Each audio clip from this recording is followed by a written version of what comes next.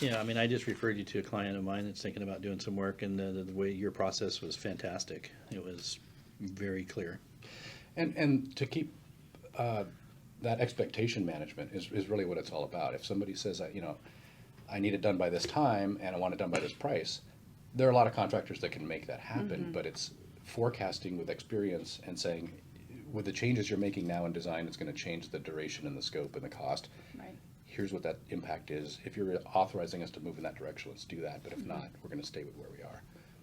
And it's also a very service-oriented business as well. We don't focus in on elements of it, like if you're buying a car, right? You're looking at, well, how much for the leather seats, how much for the sunroof, the CD player, whatever the technology's changed. CD player. Do they make CD players anymore, Mike? Just to check, just make sure you're listening. Or age yourself, one of the two. Right.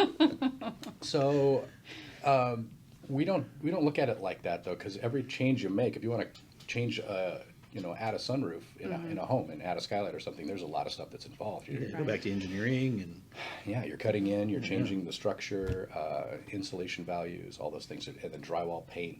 And when people talk about like a kitchen remodel, a lot of people are thinking still that the $60,000 to $80,000 budget is going to cover their kitchen remodel, and that probably would have been a good budget back in the mid to late '90s. But things have evolved, changed, cost of living, cost of materials. appliances just in general are so much more money now. And it's amazing, to educate people through this process. And you go, that kitchen you're talking about, when it affects the floors, the walls, the ceiling, the paint, the electrical, you got to upgrade certain things and tie all that together.